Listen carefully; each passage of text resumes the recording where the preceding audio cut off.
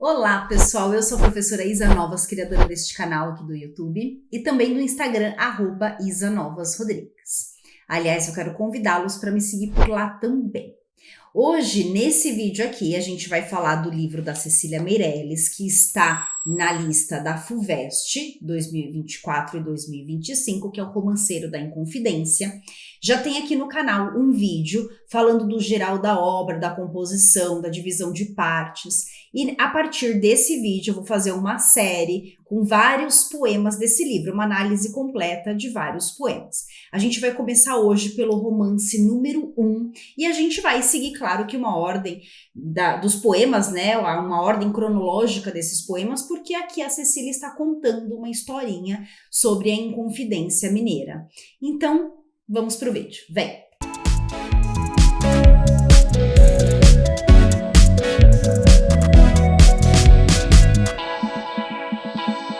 O título desse primeiro romance é Da Revelação do Ouro, que está aqui. Ele é longo, por isso eu dividi em 7 partes, ok? E a gente vai fazendo a leitura, eu já vou iniciar a leitura e com a leitura eu já vou fazendo a explicação e análise de todo o poema. O importante aqui é a gente entender que neste primeiro poema, né, é o primeiro que abre a contação dessa história. Aqui a Cecília vai tratar de uma época antes da Inconfidência Mineira. E qual época é essa? É quando os homens descobriram o ouro, por isso do título Da Revelação do Ouro, ok? Então vem acompanhar essa leitura comigo a partir de agora. Nos sertões americanos anda um povo desgrenhado. E quando ele fala desse local, né, desses sertões americanos aqui, ele tá falando da localização de Ouro Preto, a antiga Vila Rica, tá? Anda um povo desgrenhado. Como assim? Então ele vai falar agora da localização, vai fazer uma breve descrição. Vamos entender isso. Gritam pássaros em fuga sobre fugitivos riachos. Desenrolam-se os novelos das cobras sarapintados, espreitam de olhos luzentes os satíricos macacos. Então, até aqui, o que a Cecília está fazendo? Ela está fazendo uma descrição de uma mata quase que virgem, tá? Com pássaros, com riachos, né? Com cobras, sarapintados, cheio de cores, né? Com diversas cores. Então, ela vai fazendo essa descrição de uma mata cheia de animais nativos ali, e uma mata quase virgem.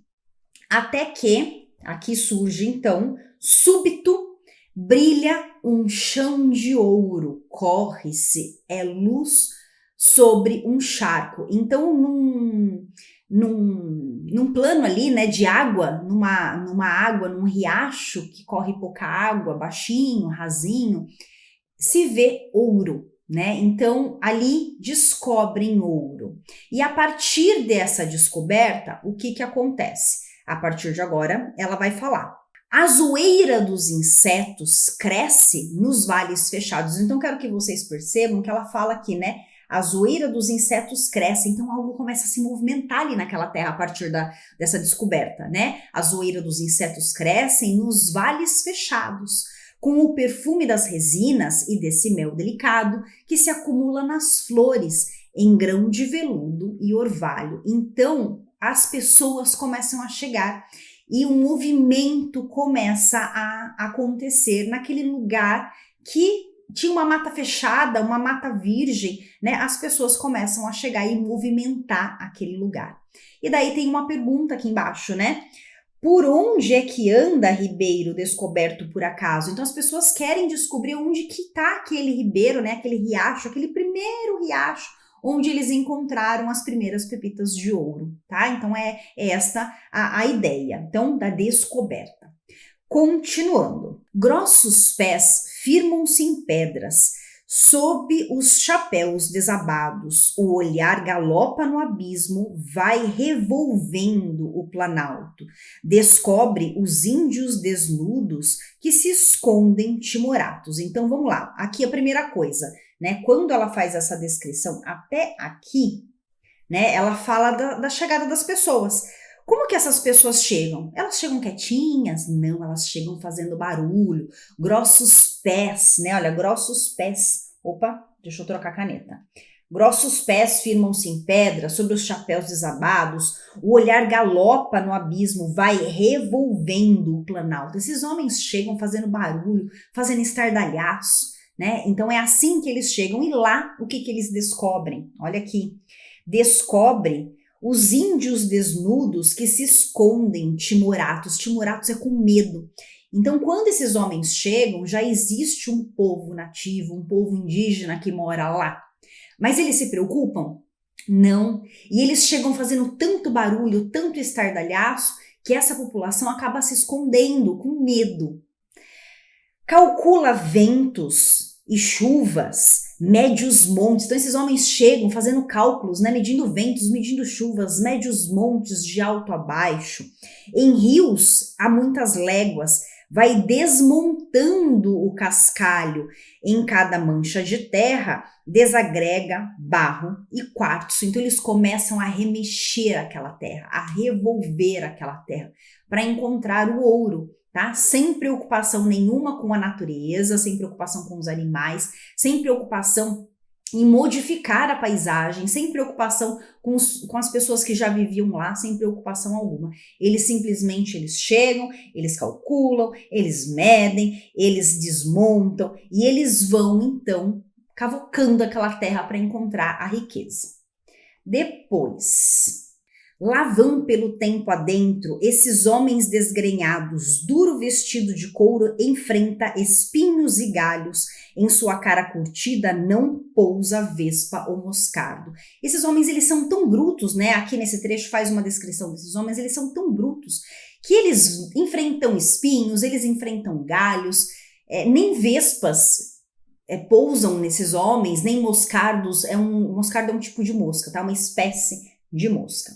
E o que eles comem? Eles comem larvas, passarinhos, palmitos e papagaios. Então eles comem qualquer coisa, porque eles vão entrando naquela terra, né? E eles comem qualquer coisa, se alimentam de qualquer coisa, porque não é isso que importa.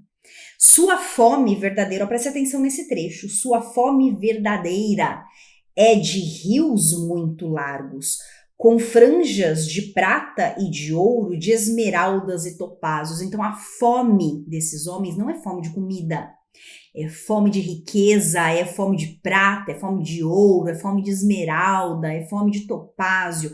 Esses homens sentem fome e sede de riqueza.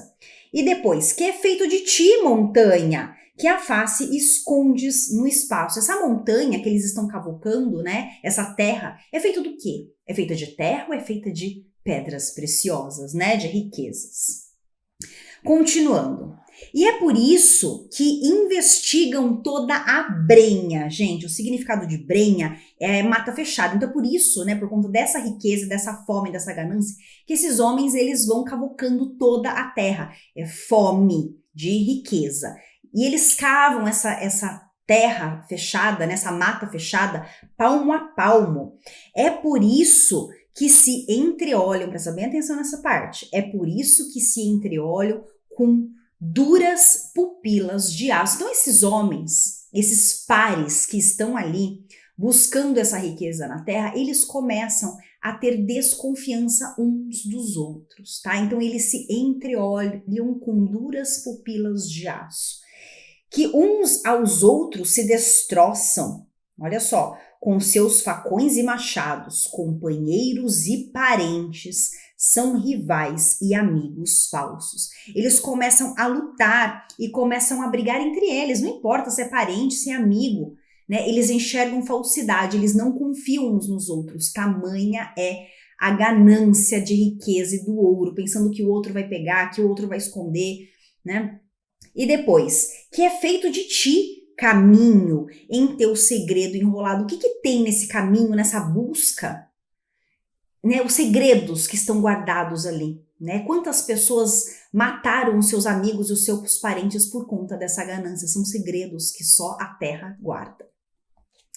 Depois, por isso descem as aves de distantes céus intactos, sobre corpos sem socorro, pela sombra apunhalados.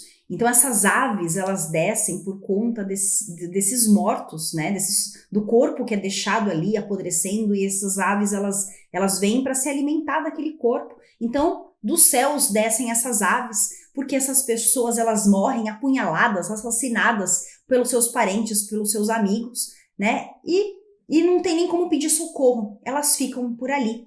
E olha esse trecho que interessante. Por isso nascem capelas, no mudo espanto dos matos, onde rudes homens duros depositam seus pecados. Então, por que esses homens começaram a construir capelas? Qual é a necessidade disso? É porque surgiu o pecado ali.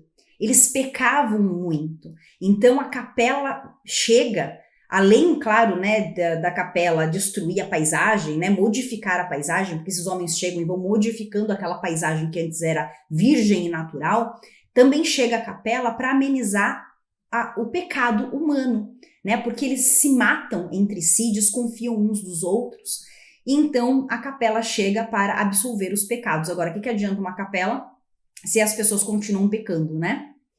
Por isso, continuando, por isso o vento que gira assombra as onças e os veados, que seu sopro antigamente era perfume tão grato e agora é cheiro de morte, de feridas e enforcados. Então até os animais nativos, não importa, fala aqui de onças e veados, se é animal grande, se é animal pequeno, é animal que caça, é animal perigoso ou não, não importa. Os animais que são os irracionais da história, que a gente entende como irracionais, eles se assustam com a tamanha crueldade do ser humano. E diz, né, que aquela vegetação que antes tinha perfume tão grato, né, e agora é cheiro de morte. Então agora o que eles encontram ali é morte, apenas morte, que é feito de ti remoto verbo encarnado. O verbo divino, aqui tá aqui, né, que é feito de ti remoto verbo divino encarnado. Então, o verbo divino é a revelação de Deus e o encarnado é o homem. Então, a pergunta é, o que é feito de ti? Né? Onde que está essa promessa divina para o homem? A promessa divina era uma promessa de amor, né? De compaixão, de alegria, de paz, né? De amor ao próximo. E cadê tudo isso? É a pergunta que fica aqui. Depois, selvas, montanhas e rios estão transidos de pasmo. Transidos eles estão dominados pelo sentimento de pasmos, de espanto. Então, quem que está dominado por esse sentimento? As selvas, montanhas e rios. Tá? Então, até a natureza está espantada com essa crueldade humana. É que avançam terra adentro os homens alucinados. Então, esses homens alucinados, eles vão avançando, né? E vão invadindo a terra. Levam guampas, levam cuias, né? Levam recipientes para poder depositar o ouro, levam flechas, levam arcos, atolam-se em lama negra, escorregam por penhascos, morrem de audácia e miséria. Então esses homens, eles vão entrando na terra, tão alucinados em busca desse ouro, e eles acabam morrendo no caminho, né? Muitos morrem por conta dessa audácia e por conta da miséria. Nesse temerário assalto, isso aqui é interessante, esse verso, porque por que ele fala de assalto, né? Porque esses homens, eles estão roubando da natureza, eles estão assaltando a natureza. E aqui, nos próximos versos, ele vai fazer uma descrição da ganância. O que é um homem ganancioso? Ambiciosos e avarentos, abomináveis e bravos, por fortuitas riquezas, estendendo inquietos braços. Os olhos já sem clareza, quer dizer, os olhos desses homens já não têm clareza, já não enxergam direito, perderam a razão, agora eles estão alucinados, agem apenas por impulso como animais. Os lábios secos e amargos, né? Então mostra toda essa irracionalidade do ser humano. E termina esse trecho que é feito de vós, ó sombras, que o tempo leva de rastos. Ó sombras está fazendo referência ao próprio homem, que nesse momento aqui já não é mais um ser humano. Ele já é só uma sombra, é só um espectro, é um nada, né, que vai deixando o seu vestígio, o seu rastro por onde passa, mas é um rastro de destruição, né, um rastro de morte, de dor, de sofrimento. Depois, continuando, e atrás deles, filhos, netos, seguindo os antepassados, vêm deixar a sua vida caindo nos mesmos laços. Então, esses filhos, netos, eles acabam caindo nesses mesmos laços. A gente acha, né, que a ganância, essa busca incessante pela riqueza, vai acabar com a morte desses primeiros homens que encontraram o ouro. Não. Por quê? Porque esta ganância ela vai sendo passada de geração em geração, como se fosse um veneno, né? As pessoas não conseguem se livrar dessa ganância. E essas pessoas acabam se perdendo na mesma sede, perdidos na mesma sede. Na mesma sede, sede do quê? Sede pela riqueza, sede da ganância. Teimosos, desesperados, por minas de prata e de ouro, curtindo o destino ingrato, emaranhando seus nomes para a glória e o desbarato.